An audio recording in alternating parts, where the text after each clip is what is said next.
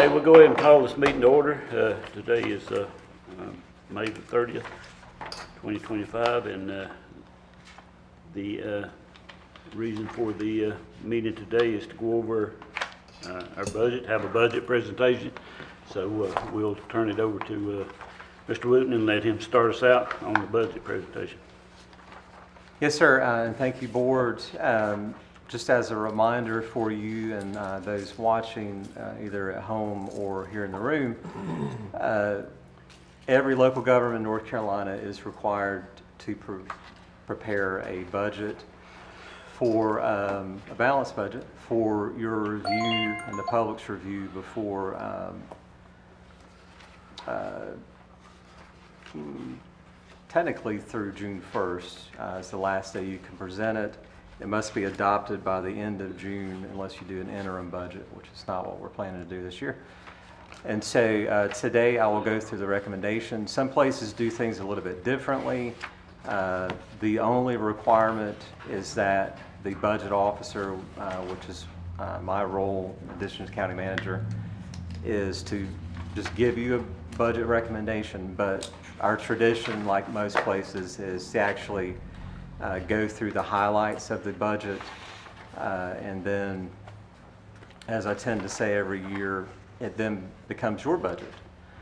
You're then allowed, of course, to make any adjustments to it as you would wish, and that has been practiced sometimes where the board has wanted to make wholesale changes or more or less leave it like it is, and that's your prerogative. So there has been an ad, I think, in maybe yesterday's newspaper indicating that the budget will be available in the clerk's office, and so that is a requirement of the statute as well, and so it is available for public inspection and review. And the comment for the budget will be in the June 16th meeting.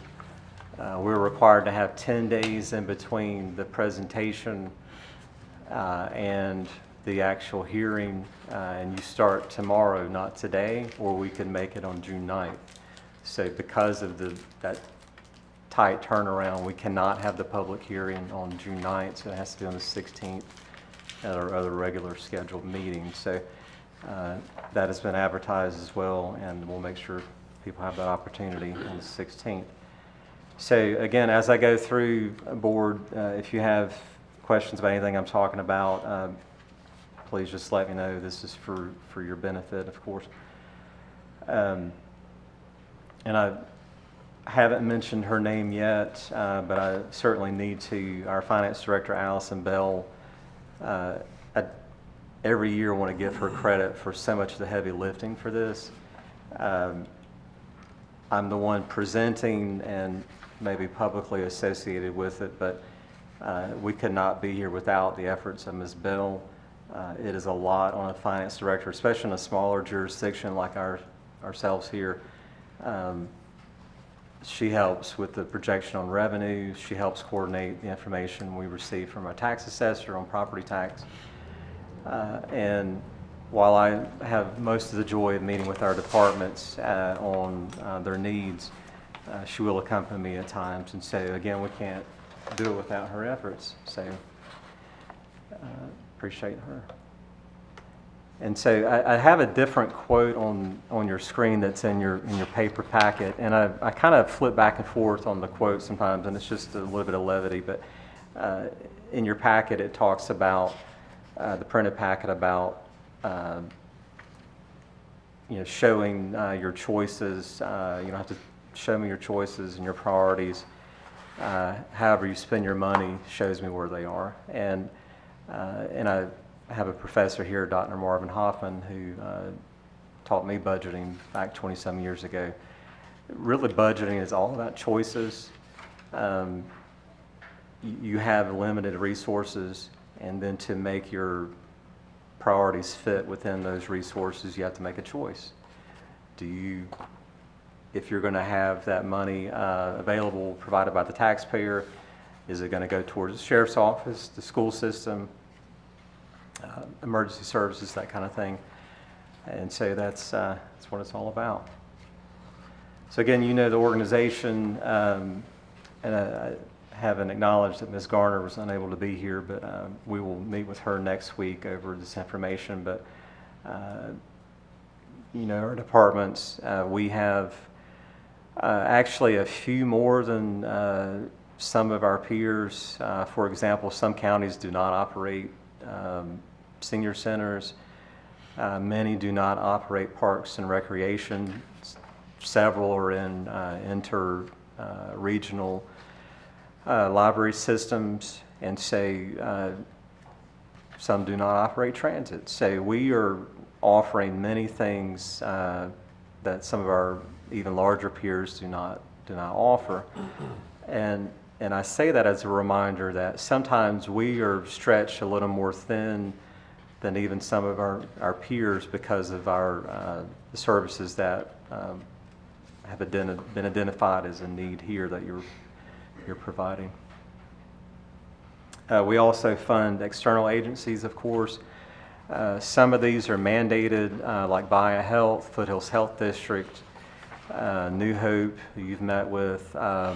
Some are not mandated, that this board or prior boards have identified as being worthy of funding for the public dollar. And I feel like every year I like to point out the Forest Service. It's North Carolina Forest Service, of course. It's one of the only institutions that is on the state level that we in turn provide funding to, and every county is asked to do that. There is an increase for them in this budget, actually. We have no choice. So they tell us every year what the amount's going to be, and we have to provide it. In return, they provide leadership and fire response, and especially wildfires. So before we get to the FY26 budget, just a quick run through of some of the things we worked on this year. Some are things that are started this year, ended this year, but most of these are projects that have been worked on for many years, and we're drawing to a close on some of those things, so I'll just jump right in. It's hard to talk about this fiscal year and not talk about Helene. I could have had 3 or 4 slides just on Helene, but just to kind of reiterate that not just Mr. Keller and his staff, primarily Mr. Keller and his staff are working with Helene, but pretty much every department across the organization, definitely during the initial days and somewhat since, especially like Ms. Bell, have been involved in recovery. And so, you know, again, with Will and his staff, 90% of their work has been Helene, with some of his leadership. Smaller percentages elsewhere, but there's still impact, whether it's time or resources in other ways. There's been an impact to our operation. We did complete the strategic planning process that was initiated about 1.5 years ago. Again, the idea of that is to not just sit that on the shelf and forget about it. It's to help guide, based on your interests that went into it, your activity and moving forward. We are winding down an American Rescue Plan Act. We've actually, what I call, defederalized any remaining funding from that fund. We've still have funding that was left over from that that was obligated for different purposes, and so we're still monitoring that, of course. Broadband development continues. Spectrum is working out in the field on a great funded project. There's $100,000 from ARPA provided by the county as a match. And then I've talked about Skyrunner receiving 2 CAB grants, and those are underway as well. No county match on those. We'll talk more about this one in coming months. We received asset inventory and assessment grant of $400,000 that will be used to assist with planning for our water system. It'll help provide mapping for our system, some resiliency planning, some rate evaluations, and that sort of thing we're lacking currently. Speaking of water, we finished the Hoppy Tom Hollow water project. We have awarded bids. You have in the East End project that will start next week. Engineering and design has started for the line going to West Marion Elementary. We've completed phase 1A and 1B, and the Nevo system 2A and 2B are underway, nearing completion somewhat. We have awarded bids also for a building site down at Universal Technology Park near the Universal Building. That should start really any day now. We did a very small water and sewer extension at the old industrial park off of Rockwell Drive. That's been completed. Took several years, but finally there. Next week we will have the ribbon cutting for the improvements at the Recreation Center. Greatly enhanced landscape, of course, expanded parking, and the new pool, which is kind of the highlight there. We finished the playground in Maple Leaf in the last fiscal year, but there's additional work to wind that one down, including landscaping.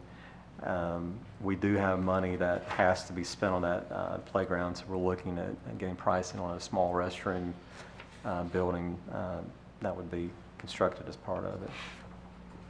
Would that also actually, one quick question, would that also include paving that additional part around? Right at the parking, and we did ask about maybe, we did repair the driveway going in, but they wouldn't let us use any more for the actual driveway. But yes, sir, paving around the parking at the playground will happen. And then the last slide on accomplishments, the current year, you awarded bids several weeks ago for the transfer station repair. This is a project that is essentially under, it's necessary, but also under state mandate that we do to keep our permit active. And so that will start, it has more or less started with the contractor on some behind the scene things. And we do have a second set of scales that have been ordered that will be installed hopefully this summer. That'll help with the traffic flow because it can definitely get backed up. And we'll work on the road as we're allowed and budget allows. And then we have other things going on. We've talked about animal shelter planning. We've talked about services building, especially HVAC there, and other things. We'll talk about some other capital discussion later on towards the end. So I'll start to shift into the FY26 and actual recommendation. And I mentioned Mr. Boyd earlier that I have a crude drawing in here to try to illustrate how we got to this point. And I probably said before, the little circle about board priorities, it could possibly be bigger. Ultimately, obviously I work for you and the budget needs to reflect your priorities. You also have the public that you're responsive to, as well as your art agency requests, and also state and federal mandates. Because like the Forest Service, sometimes we're told this is what you shall do, and we don't have a choice, and it has to be in there. So all that goes through our available resources, and that's based on what your preferences are for property tax rates and things, and then whatever, more especially on sales tax, what those projections might be. Our second largest revenue source. So again, priorities for this budget, always, these are pretty much evergreen. Want to recruit and retain our staff through salary and benefit adjustments. Education is important to you, so we want to maintain that funded appropriate and competitive levels. Make targeted position additions. There are 2 full-time positions in here, which I'll talk about later. And then we're trying every year to not necessarily just react to health insurance increases, but it seems like whenever we try to get ahead of and on top of the health insurance increases, it's even higher than we would ever plan for. So that's always a concern. So this might be a little bit small, especially for in the room, but This is just a quick overview of the process. We generally start February, March timeframe. The budget officer, meaning yours truly, will meet with department heads to go over budget needs. Once those are in hand, especially I'll meet with the finance director, and then we get to this point. There's other things that aren't mentioned in here. You met with the Board of Education. You met with representatives from our trustees. And then there's a lot of informal process that happens. You get phone calls, you get emails, you get people stopping you at the store. I'd like more attention paid to this area, or I'd like less attention paid to this area perhaps. So that happens more in the informal staging process. So again, we'll make the budget available for inspection later today. Again, I've talked about the public hearing on the 16th, and then anytime after the hearing, you're allowed to adopt the budget, as long as it's done by the 30th. So just hitting some of the new impacts. These are just, again, some of the larger ones that might stand out. This isn't all inclusive, so I would ask you not to just start adding up things and try to look for any sort of math errors when you get down to the bottom here. Just some highlights here on emergency management operating and sheriff's office operating capital. Public safety is one of our biggest priority areas in this county, and that's reflected there, of course. Current year raise and benefit impacts, health insurance and retirement. There's a 2% COLA recommended. We did some formal and some informal polling. The Association of County Commissioners has done some polling statewide. 2% seems to be more or less average from what folks are doing this year. I've seen lower. I did understand from the city of Marion they're recommending a 2 as well. So we're pretty much in line with what our peers are doing. I talked about health insurance already. The retirement system, we're part of the local government employees retirement system, or elders.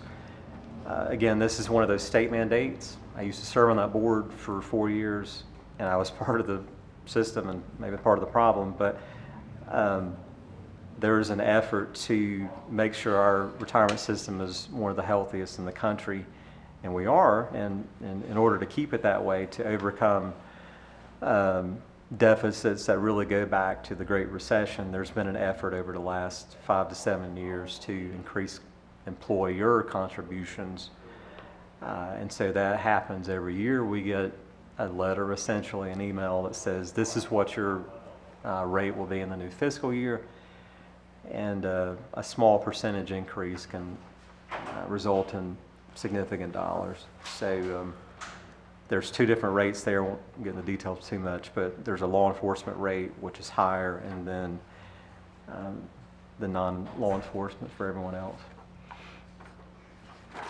And then some debt here. This is almost entirely vehicles of one sort or another. I think in recreation there might be like a tractor or something, but mostly vehicle payments.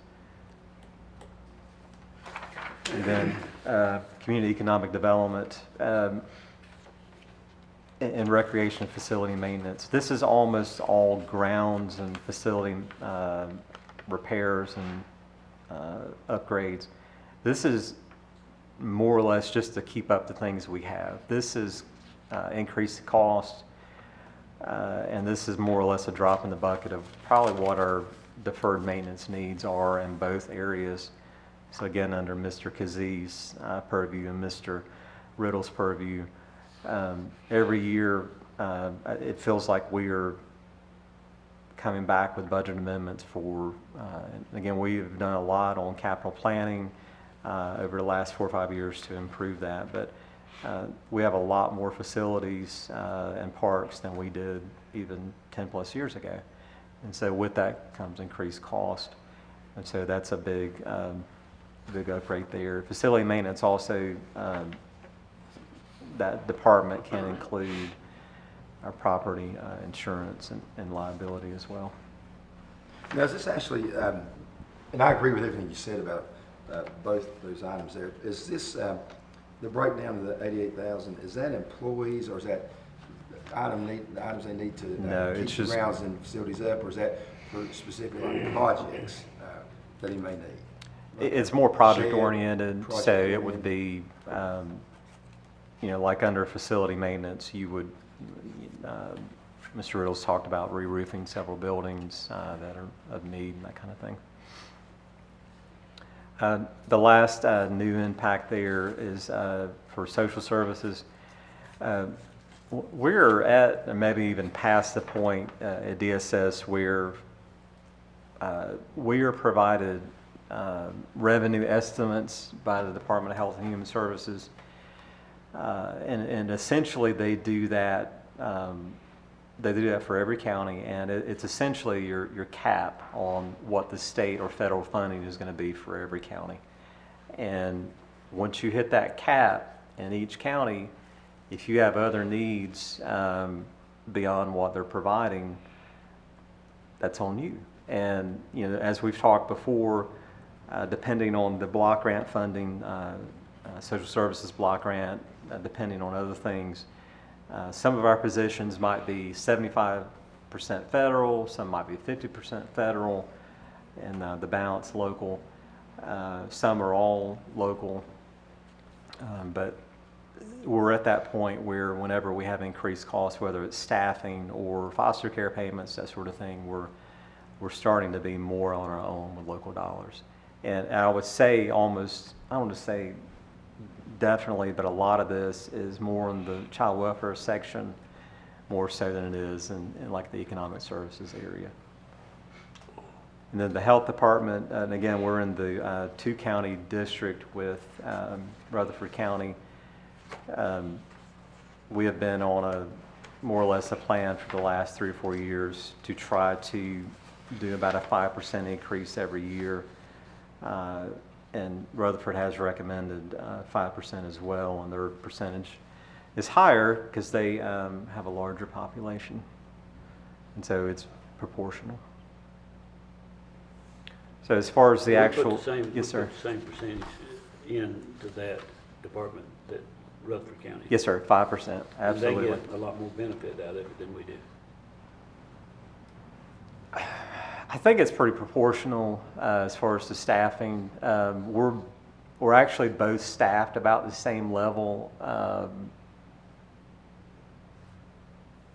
where like in environmental health we have about the same, or if not the same level of inspectors, and on the what I might call more the public health side, they might have another nurse or two than we do. But we're more or less staffed about the same, and so that proportion comes more into play where you have more of the administrative costs, or they're shouldering more than we are on that part. But It's probably proportional to the population number, is what That's you're right. saying? Okay. and it's been a while since we've looked at this, and haven't updated numbers in probably 6 or 7 years, but when we last looked at it, we're in the $600,000 range. At that time, it was about $1 million on average of a county of our size to operate a health department. And so that could always, you know, be a choice of yours, that if you wanted to have a county operated department. It could also, on the flip side, be Rutherford County's choice to operate independently. And so I don't see that happening necessarily, but I think it's always a possibility. Is there an option, a risk. Ashley, because of the consolidation of services, where you could take, if there ever was a desire by the board to not be affiliated in a two-county setup, Right. where you could merge that in, what I don't know the statute would say about that, but with, say, a health department, or with the senior center, or with is there any model out there where that's been done?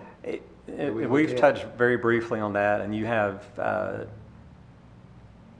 sort of a pending report on that possibility for not necessarily the health part, but the Consolidated Human Service Agency model. it is more typical if there has been consolidation that you have a health department involved in it. And that tends to mean that you have one director over all those different functions. But when you have health involved, you have to make sure that whoever is leading that section is qualified to be a health director. And typically that means they have a master's of public health and experience, or other experience that is equivalent. But that is very common when you see consolidated agencies, that they have health involved as part of it. Yes, sir. So as far as the proposed budget for the coming year, you see the total there. The increase is 4.09% for the proposal. This is a comparison over the last 10 years. And so it's relatively consistent with the typical year. Some aberrations here and there. The request versus the recommendation. Added this slide last year or so, just to kind of illustrate that there are more needs and wants that are out there that you will see in your information. But if all of the requests were added in, it would be an additional $2+ million in that request. And that would require a tax rate of over 60 cents. So again, the proposed tax rate is proposed to remain the same, and you see the anticipated tax base that we would be seeing. And that has been dropped, just looking at that chart, that's been dropped twice. That's right. Over the last 4 years. It maxed out in fiscal year 21 at 58.75. And if you like a graphical representation, this just shows, again, your property tax revenue is your largest revenue at slightly over 50%, and then your social and community programs, which is mostly federal money, primarily for DSS function. The third largest, second largest sales tax. In my reading glasses, and then public safety, which is jail revenue and EMS revenue. Then there's licenses, permits, and charges. Quite a lot of that can be registered deeds and other places. So then here's some of those revenue changes. The property tax increase. This is, you see an increase, but this again is not a rate increase. This is where you've seen growth in your base. There's been conservative approach in the budgeting and allocation for that property tax over the last couple of years as well in there. So again, don't let the increase in property tax confuse you to think that there's a rate increase recommended. I talked about the DSS revenue. There's a decline in some of the state revenues there. The sheriff's function, this is related to inmate housing revenue. Interest income is up. Rates aren't necessarily, more or less, I think, topped out, and this is just reflecting more our actual experience there. And don't let the transportation numbers scare you. We're not cutting Mr. Hollifield's budget. Every other year, we are required to provide about $200,000 of local funds for vehicle purchase, and this is an off year, so it explains that. And then EMS, we're not expecting a lot of people to start getting sick. There is a large increase, and this is more reflective of our experience over the last couple of years. So we're just trying to reflect the revenue as to what we're receiving. Quick question on the revenue side. Yes, sir. So EMS is $700,000 to the good.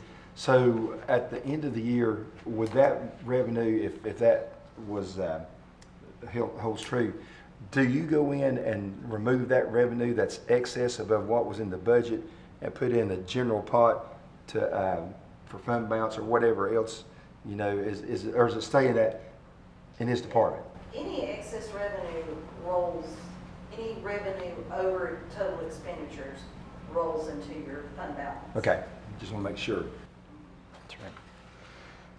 That's right. And so our sales taxes there, you can see the anticipated, and most of what you're seeing there is reflective of what our current year experience has been. There's not much of a anticipation of increase for local spending or state spending, as it were, for the coming year. And so this is not, again, anticipating, trying to be conservative and cautious. This is more reflective of our current year experience. And again, So being projected next year, if it holds true, we'll have over, that item would gain $600,000 if it holds true over from this year to next year. Makes sense, right? from July 1 to July 1. Yeah. But from June 30 to July 1, it'll be pretty flat. If Gotcha. that makes sense. And so again, we love graphics. There could be a lot more in here, but try to keep it somewhat minimal. Your expenditure overview, our largest pie, as I talked about, and it does reflect your priorities, is public safety. And again, that is primarily emergency services, EMS, emergency management, 911 center, as well as the sheriff's office and his functions there. And then human services, which is again mostly DSS, but also includes health department and mental health and others, is second. And then education is number 19% there, the third. This is pretty consistent. You might see some that have education the largest, but typically most counties you see human services the largest. But those top three are very consistent, just different positions statewide.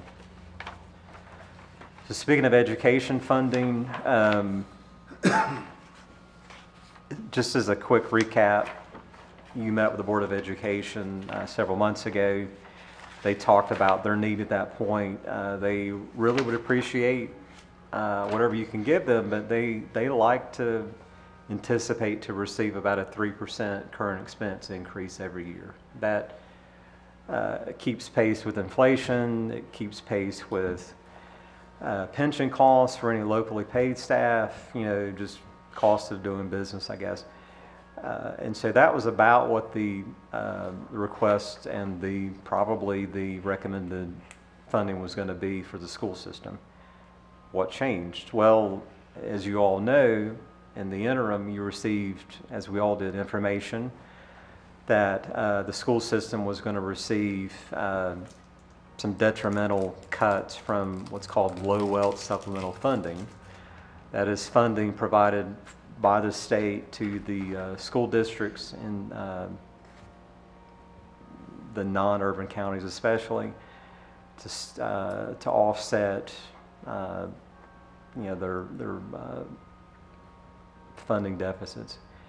And so that funding cut was pretty detrimental. And so there was a revised request that came back. The request was for 7% total. And so the recommended funding level totaling for current expense and low wealth funding supplemental was $600,000, so a little over 6%. And so it's a little bit short of what that revised request was for the school system. McDowell Tech asked for a higher percentage than the 5.5 you see there.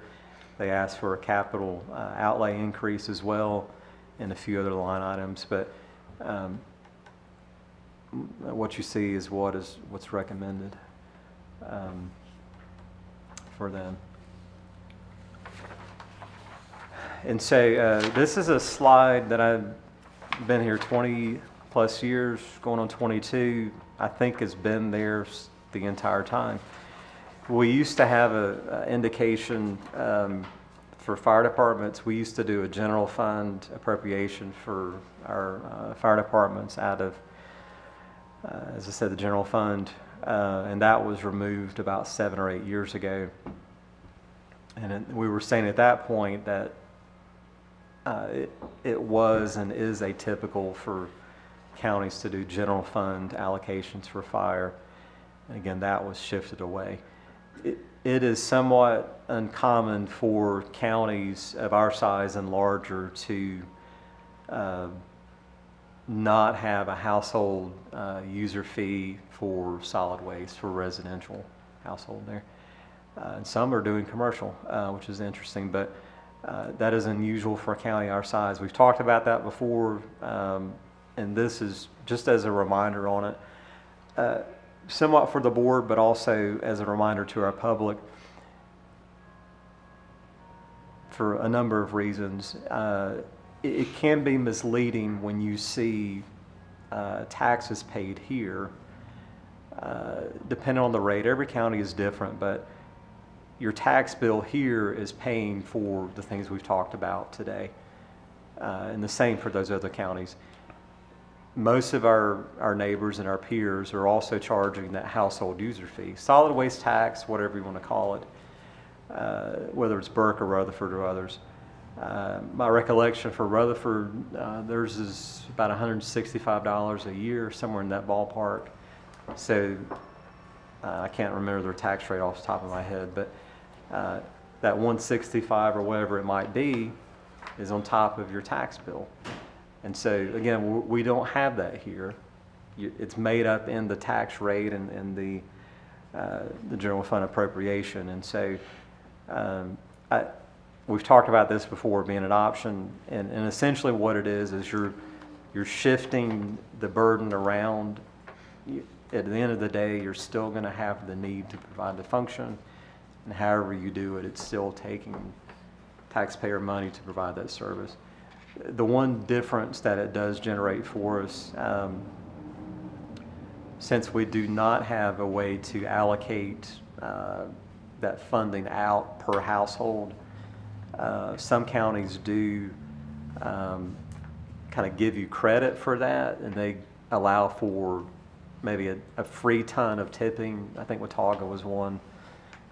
Maybe Rutherford had stopped that as well. But anybody that crosses the scale for us pays that tonnage fee, including households and commercial and everyone else. So we do hear feedback from commercial and industrial clients about how they're paying at the scale, they're paying, and also residents. They're paying the scale, they're paying taxes. Why is it fair? Well, just like many of the other user fees we have, it's the cost. We have to pay to get rid of the trash. We could have it free for everybody down there, and the taxes would have to go up to account for it. So it's just trying to balance for the cost. What would be the cost per household user? And I assume it's just purely on people who own real property. It would be per household. What would that be? $80 to $150 a year. Yeah, I mean, y'all somewhere in looking that ballpark. I think last time y'all presented it was about $140, wasn't it? Somewhere, I $150 think, in that range. per person.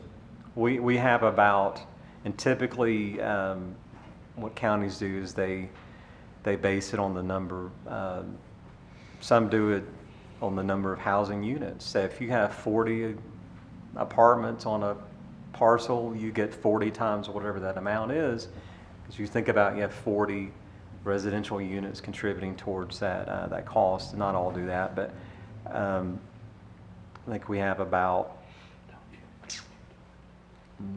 maybe 18,000 improved parcels, and most of those are residential. So the math checks out about 140, 150, somewhere in there when we last looked at it a couple years ago. And so here's talked about debt before, mostly on vehicles. This is larger, more capital-oriented debt. I have 3 larger ones that are, we have a 4th one, which is the universal property that is paid out of the universal fund, not the general fund. But these three have some years left on them. The jail and courthouse renovation, that's coming off next, about 5 years. And then that was the elevator project and some minor things there. The larger one with the addition, that comes off in 33, and then the EMS bases comes off in 40, of course. Well, it's only 7 more years on that courthouse addition, and the 2 new courtrooms, that's good. It's not too bad. Can we get a list of debt in order how they're expiring, or anything major related to capital? And that's all we've got right there. those What's all the three. debt we got? Yeah. Well, we got a good low debt amount then, that's very good. Compared to quite a few, we do have capacity there on the debt side, and then you always have to pay for it, is the other part of it. So that's your FY26 recommendation, and so I've been doing the next part for about 5 years or so. Not everything problem is solved, and if we did that, then be on easy street, I guess. But I think it is important in this process to talk about things that are not solved, that are out there. Some of these most of these you're very much aware of. We've talked about solutions. We have solutions underway that have been discussed at least, or at least on your mind. And so I've talked about 911 Center before. Just as a reminder, we're in the lower level of the police department here in Marion. That's a free space they're providing, but through a combination of their desire for that space, for their growth, as well as our need for our staffing space, we need a new location. And so I've informed this board and the public that we have sought federal funding for this 2 years in a row now. We're very close in the current fiscal year. Things changed in Washington, as they tend to do, and we were not allowed, as no one was, to receive any local projects. So it's been resubmitted for the coming fiscal year. So we'll see. And if that doesn't work, then it's back to what the county can do. Parks and Rec, again, we do what we can with our facilities over time. We have done some lighting upgrades just with local funds. We're doing the best we can there with our facilities. And Mr. Aikman and Mr. Marsh, Mr. Kazee and Mr. Marsh before him have done a great job with your leadership. DSS, we had gone down our road with hiring, with some grant funds, an architect, to try to get an idea on the cost for a building. We had sticker shock for a new building that would be of adequate size, $20-30 million. We pursued state funding and had some hopes, and those hopes were dashed. And I mentioned alternatives should be explored. Those alternatives typically mean looking at existing buildings that might be available, that maybe could be acquired or received, as opposed to building new. And there's still a cost for that, of course. And then sticking with capital, and meeting with the sheriff recently on his budget, and he's mentioned this before, you have over the years, and the recommendation in this budget is for 1 detective that would be paid for out of asset forfeiture funds. You have been good to him and his predecessor on staffing. He is doing the best he can to try to do a lot of drug interdiction, for example. And so that focuses more on the detective side of things, investigators more so sometimes than deputies. And so he is running low on administrative space, and so he has talked about that. Does he have has he got any kind of a plan for an addition out there at the current jail for administrative capacity? He has had some, what I would call, free discussions with an architect. No dollars have been spent on anybody about what that might look like, and really the only option is coming out front because you're kind of boxed in on the sides. But there's been a little bit of discussion, but I mean, you have some possibility once some of the debts with the courthouse roll off to maybe look at that with some funding partnership with jail revenue, that kind of thing. The solid waste facility, talked about the transfer station floor, the scales. We have a master plan for some larger scale improvements there. And we've come close on some federal funding in the past when grants were available for that, but not close enough. So, but again, it would, if funding were identified, we would try to pursue it. But we're trying to keep a good, safe, basic, clean level up there with all the other priorities. Not trying to put $10 or $15 million in a solid waste facility if we don't have it, as opposed to some of our other needs. For example, I don't have the new school that Dr. Gritt talked about in here as far as a potential debt obligation. That's not in here. So we're too early for that, and we're hoping for state coverage of that 100%, hopefully. But there's outside possibilities that are not reflected here. These are just internal. Staffing. Again, I've added this in the past couple of years because, as I talk about, you get the requests that are provided to us from the departments. Some of these folks may stop you, may want to come talk to you formally, informally, or whatever, and say, hey, I really could have used that half a position, those 2 positions. And I threw a sentence in there at the bottom. There are departments that they say, I'm not even going to ask. I know they've got a lot on their plate. I'm not even going to put it in the request. And that happens every year too. So, but for the ones that were actually requested in the budget, that's what we've got reflected here is 6 total. If you add the 2 halves together there. Some other concerns, and this is kind of a late addition, just to, again, put it on your radar and stress out a little bit perhaps, but maybe that's my job, about the federal, state, and local relationship. Mr. Keller talked about this a little bit recently with some proposed changes on state response to disasters. There's been a lot of discussion with the new administration in Washington, especially about the role of FEMA. And FEMA, for their entire existence, and I even copied their statement here, locally executed, state managed, and federally supported. Will has said that probably a dozen times in this room. We like federal assistance, especially financial. We like state management on a broader scale.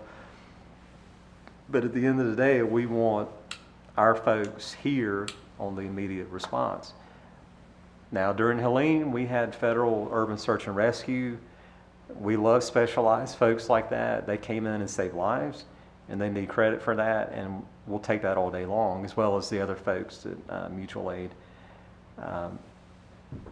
But with the discussions going on at higher levels, we can't just let things happen to us and not be prepared. And so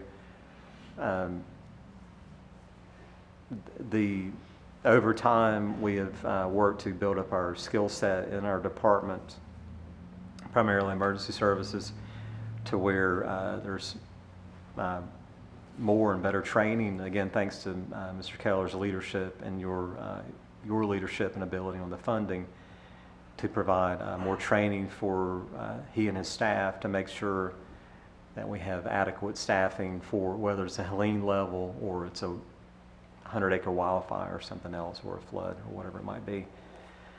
And so there may be more pressure there in the coming years. And then on the more on the DSS side, this is an ongoing discussion right now in Congress related to the budget reconciliation that's going on. There's a lot of proposals that have been thrown out there, but two that could be impactful to us on Medicaid and then SNAP. North Carolina, of course, expanded Medicaid in the past year or so. And when that happened, we had to increase our staff for the additional workload, which did happen. There have been more people qualify and more people applying, and that came true. And so the discussion in Congress has been for the expansion, only the expansion, but with lots of discussions about it, but only for the expansion category of folks to implement work requirements. So some of the polling I've seen for that, there's been broad-based bipartisan support for that, and I'm not here to debate those sort of policy preferences. What I do feel like my job is to say, if those work requirements are implemented, our staff will have to verify that people are working. And so the other part that is also in there for the expansion population, it would require semi-annual recertification. So that's typically a letter, we're checking to see that you still qualify. We need information back that you still qualify for this, for Medicaid. We follow up that sort of thing. This would make it semi-annual. And so for that population, forget the number, it might have been 5,000 or 6,000 at the most. I'll stand corrected. That's doubling the effort. And so between the work requirement verification and the recertification for that population, there would be more effort. There are theories that because of the additional effort imposed on folks, 80 hours of community time is what it's called, either working or volunteering or school, that some people might not qualify. They won't go through the problem or the effort or worry of trying to meet that level. They'll just say, you know what, I'm not going to worry with it, or they don't qualify. And so the roles could, if it all follows through, could decrease over time. We'll see. The other item there is SNAP. Again, that's food assistance. It's important to understand, if you see that talked about on the congressional level, the current proposal has a 25% local or non-federal administrative cost. And so 75% of that is federal. And so there's been discussion of shifting 25% of that administrative cost downwards. Well, in North Carolina, the downwards here, it goes straight by the state and straight to the counties. And so at that point, our staff there would be at a 50% level instead of 75 federal. So that would add probably several $100,000 of employment cost.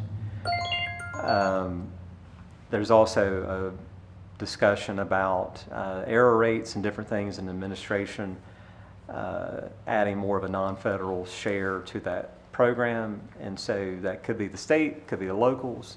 It's not really determined at this point. So that's something to keep on your radar as well. So that's a future concern on the horizon, not for the coming year, but something to keep an eye on. And so enough about worrying about the future for right now. We'll get back to that later this afternoon perhaps. But so for next steps, I am done unless you have questions. We'll have the hearing on the 16th. Again, that's been advertised at 11:30 on that date, your regular scheduled meeting. You can adopt the budget at that point.